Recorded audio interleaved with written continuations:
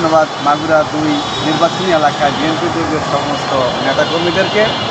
আপনি যে প্রশ্নটি করেছেন যে 111 কেন সৃষ্টি হয়েছিল, আসলে অষ্টম জাতীয় সংসদ নির্বাচনে বাংলাদেশ জাতীয়তাবাদী দল যাদেরকে মনোনয়ন দিয়েছিল, সেই সময়কার এমপি এবং মন্ত্রী তারা দল, দেশ এবং জিয়া পরিবারের বিরুদ্ধে অবস্থান নিয়ে মান্নান ভূঁইয়ার কথিত সংস্কার কর্মকাণ্ডকে সমর্থন করেছিল, যার পরিপ্রেক্ষিতে এদেশে 111 হয়েছিল এবং 111-এর মধ্য দিয়ে এই দলের উপরে নির্যাতন, নিপীড়ন এমন কঠিন হয়েছিল, নির্মম হয়েছিল, তা আসলে ভাষায় প্রকাশ করা যায় না।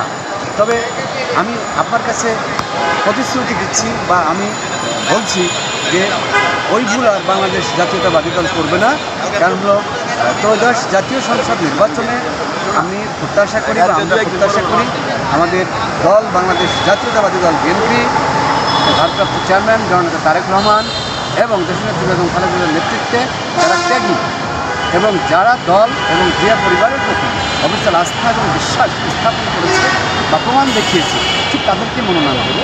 আর যদি এইরকম না করে থাকে, অর্থাৎ যারা ত্যাগী তাদেরকে যদি মনোনয়ন না দিয়ে ওই হাইব্রিডদেরকে যদি মনোনয়ন দেওয়া হয়, যারা 111-এর সময় মান্নান ভূঁইয়ার বাসায় যে দল এবং জিয়া পরিবারের বিরুদ্ধে অবস্থান নিয়েছিল, যারা দেশ ছেড়ে পালিয়েছিল এবং জিয়া পরিবারকে যারা প্রশ্নবিদ্ধ করেছে, তাদেরকে যদি মনোনয়ন দেয়, তাহলে 111 যে আসবে না তার গ্যারান্টি কী?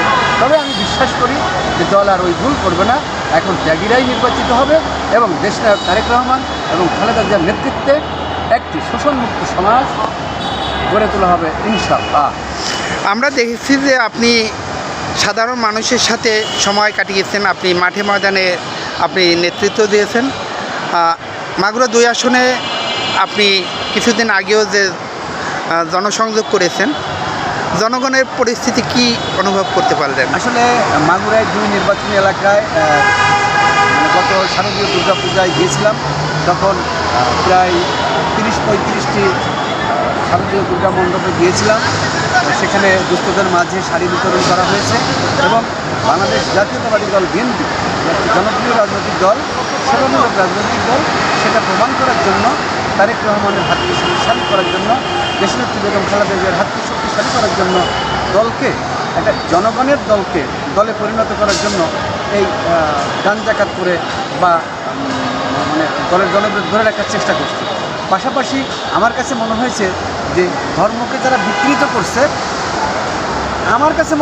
ধর্মকে যারা বিকৃত করছে তাদেরকে প্রত্যাখ্যান করে এই সনাতন ধর্মের যে সমস্ত লোক আছে তারা বিএনপি এবং ম্যাক্সিমাম দুর্গাপূজা মণ্ডপ থেকে তাদের যারা সভাপতি সেক্রেটারি আছেন তারা কিন্তু বলেছেন যে আমাদের সামনে নামযজ্ঞ আছে, সেখানে হাজার হাজার মানুষের সমাগম ঘটবে, ধর্মীয় আলোচনা হবে, সেখানে আপনারা আসবেন, আমরা আপনাদের তারেক রহমান এবং দেশনেত্রী বেগম খালেদা জিয়ার যে মার্কা ধানের শীষ তাকে আমরা ভোট দেবো এবং আপনারা তার প্রতিনিধিত্ব করার জন্য আমাদের এখানে আসবেন।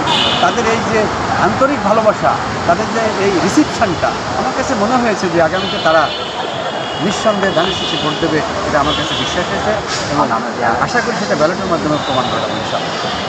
আপনার এলাকার সর্বস্তরের জনগণের প্রতি আপনার কি প্রত্যাশা আছে বলুন?